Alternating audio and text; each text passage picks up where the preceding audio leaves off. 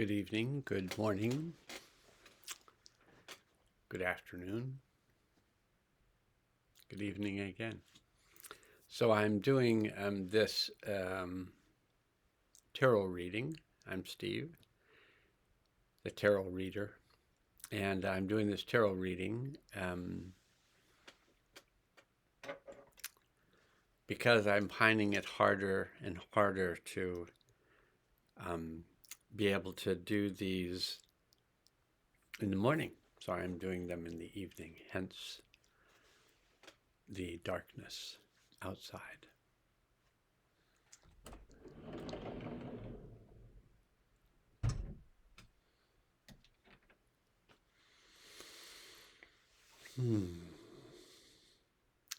I would suggest that you watch the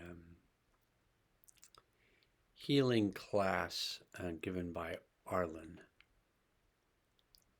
on the 19th. So this video will come out on the 20th. And it's the tarot reading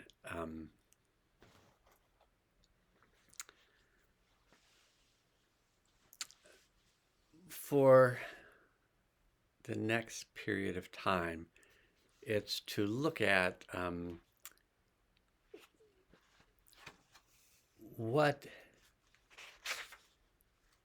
what's coming up. What are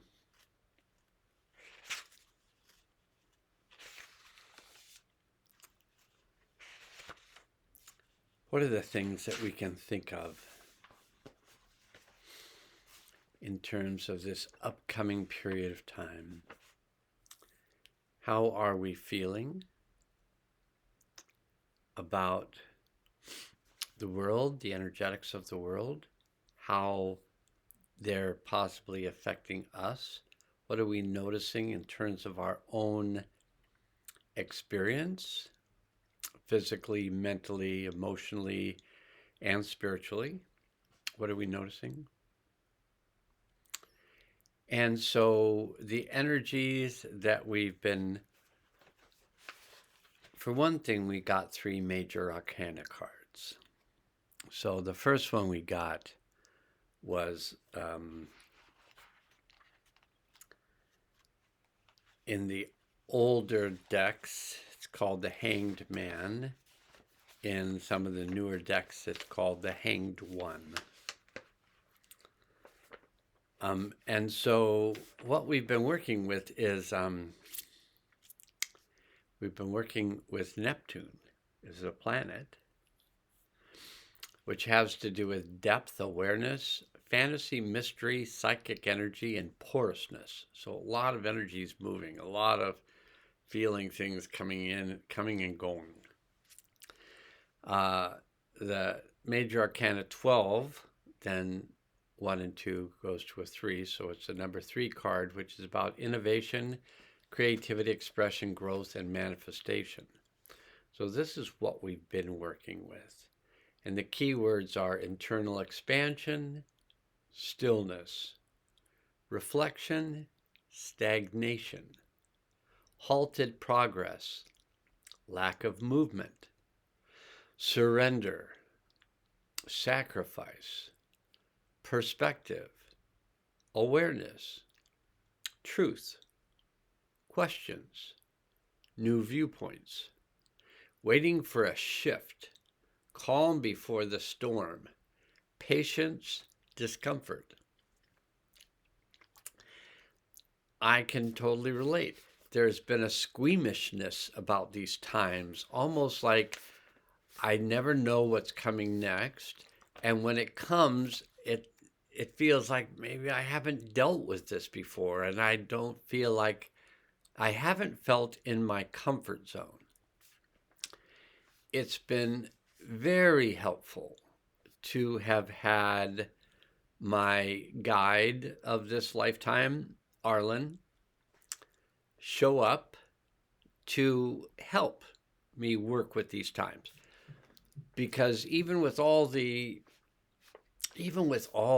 knowledge that I have, which I have enough for myself and for some others, even with all the knowledge that I feel like I have and the ways of navigating, and um, I feel like at times that it's just too much or too much of a challenge or too much energy. And how do I handle it?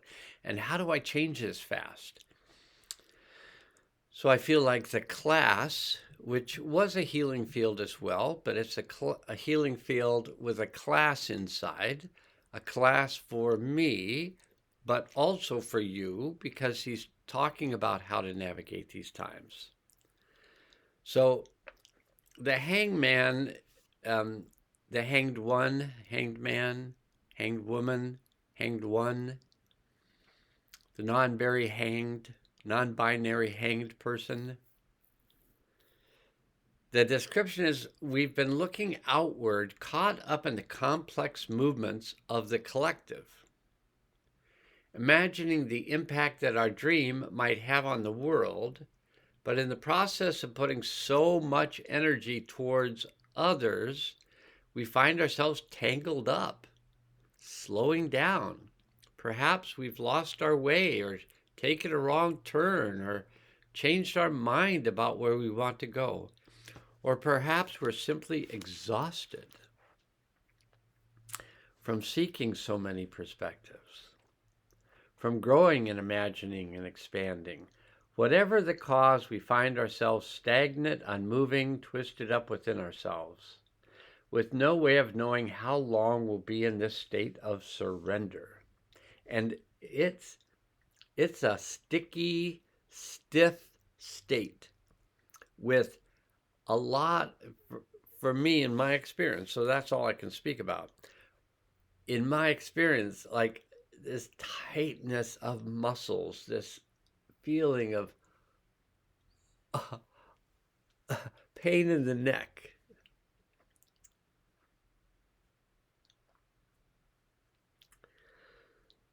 Simply exhausted from seeking so many perspectives, from growing and imagining, expanding. Whatever the cause, we find ourselves stagnant, unmoving, twisted up within ourselves.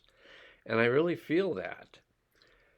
With no way of knowing how long we'll be in this state of surrender, our limbs lock, mind frozen, heart pounding in our ears.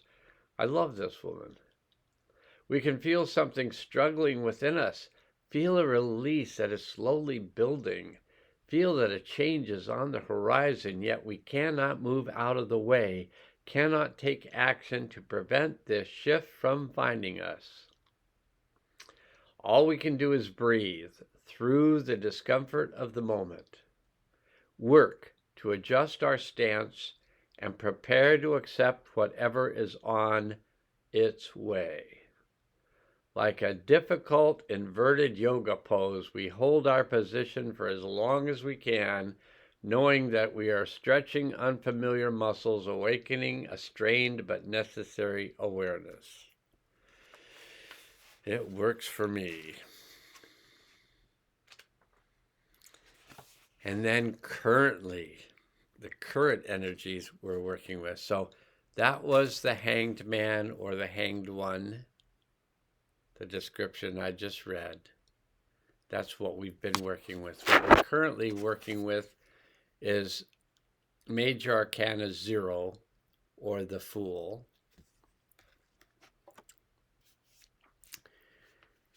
And the Fool has to do with the planet Uranus. It's about innovation, revolution, rebellion, change. And it really has that feeling. It has that feeling of those energies currently, but it also has that feeling of stagnation, holding on, trying to keep things from changing, trying to, repair the old, to,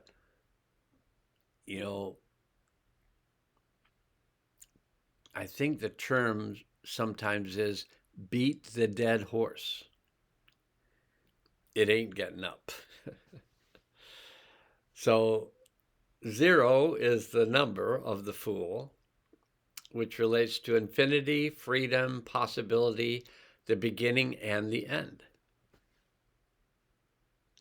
Keywords are desire, profound trust in self, This is what we're working with right now. Discovering that we can trust ourselves. We don't know what's going to happen, but we can trust ourselves to remain present, to keep grounded, keep our grounding chakras open, keep working with these energies as we experience them, stay as balanced as we can be, stay in our core and in our deep self, in that place of peace as often as we can, and be as kind as we can be towards others.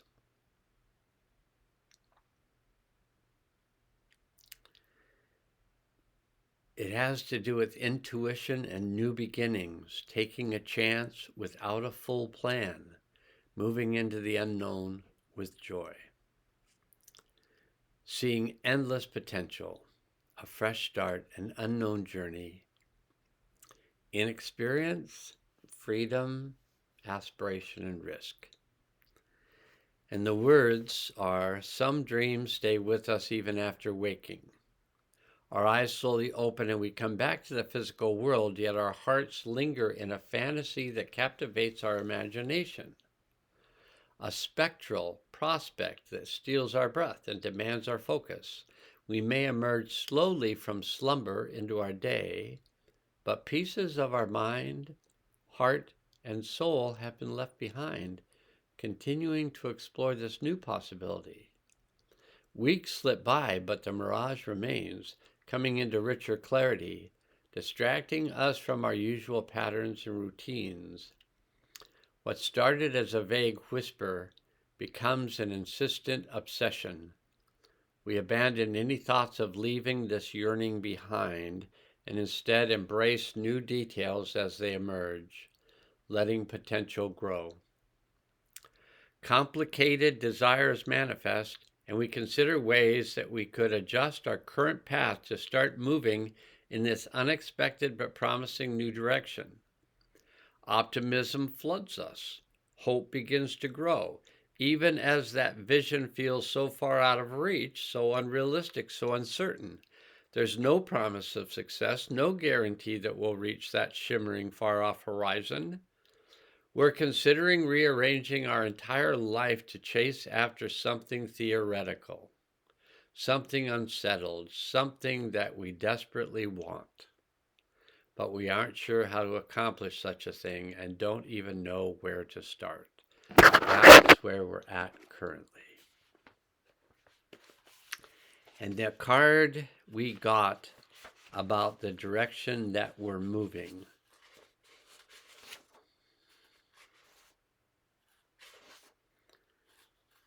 is the Emperor, which is Major Arcana 4. And the Emperor relates to Aries, the first sign of the zodiac. It's about independence, motivation, determination, and ambition. 4 is also about structure, organization, systems, progression, foundations, and stability. The key words are control, discipline, organization, long-term planning, solid foundations, feeling worthy, knowledge of personal strengths, rules and regulations, leadership, experience, authority, caution, adaptation, challenging, taking ownership, and ambition. In surveying the raw creative energy that we have released and thinking about our next steps, we recognize a need for order, crave a framework that will help us stay true to our purpose and intent. Our ideas clarify and sharpen, a refining fire transforming wild magic into foundations rooted in steady, stable earth. The seeds that have germinated must be protected, sheltered, organized into systems that make their care routines simple and clear. And there's the Emperor. Very red, orange, yellow, very earthy. as we continue to create, as our ideas take up space and our future finds its footing, we protect what we have made. We combine intellect and observation with hard work, awareness, a deep understanding of existing structures that we can utilize as we think about how we want these seeds to grow and blossom. This is blueprints and budgets, long-term planning, careful collaboration, moving plants from the greenhouse into orderly field rows, organizing notes and scribbling ideas into a novel's rough draft, writing out a favorite recipe after tweaking and tinkering over time. Rules and boundaries help us to categorize and define what we are building, and through this process of establishing procedures, we also learn about existing organizational formats, finding context for what our work is accomplishing and contributing. In getting our hands dirty and thinking about the big picture, we allow for progress, exercising enough control to stimulate new kinds of growth. We are on a path. We each probably have our own perspective, our own model of reality, the maybe future world that we would like to see ourselves living in. My main task in this lifetime was to learn how to change and learn how to teach others to change. Because in 1997, when the new soul of the earth, Abrahamanad, incarnated in, and I was one of 4 people to hold the space for Abrahamanad to come into, I ended up getting to have a chance to have a telepathic conversation with this being, and this being described to me what he was going to be up to over the next 28 years. And he said there was going to be a cleansing of the energetics of the planet. There was going to be from 90, I calculated this, but there was going to be 7 years of physical cleansing, and I calculated 97 to 2004. 7 years of mental cleansing, 2004 to 2011. 7 years of emotional cleansing, 2011 to 2018. And 7 years of spiritual cleansing, 2018 to 2025. So this process began on March 23rd. It's going to complete on March 24th of 2025. And a new world's going to be initiated on the 24th. So the world's going to end, the new world's going to begin on the 24th. And the cycle of new beginnings is typically the yellow sun. So the 24th is a yellow Sunday, which represents endings and beginnings. And the 25th is a red dragon day, which is about the birth of new worlds. So that's the way that this cycle is going to be completing on the 24th and 25th of March. Everything coming to a close and starting on the 24th, and the newest energies coming in on the 25th. So that's my understanding. I feel like these 3 major arcana cards are pretty potent and give us some good advice in terms of how to be. Go ahead and look at every different way that the world might change for you so you can anticipate the changes. The Fool has a flexibility and will try all sorts of new things. And the Emperor is pretty steady but pretty creative. So to have those three kind of in our consciousness about looking at things from many different angles, really being creative with trying different new things, and really pioneering with some focus, some direction, and some structure. This all sounds good in terms of these raising vibrations that we're all going to need to feel and change with. And the more flexible that we can be, the hanged one is upside down, just wide open and ready for the world to change. The Emperor is just stable and holding the creative tools.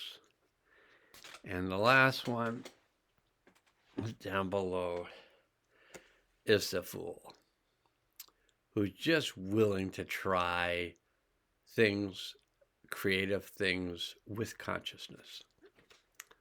All right, this is what we have to look forward over the next few months.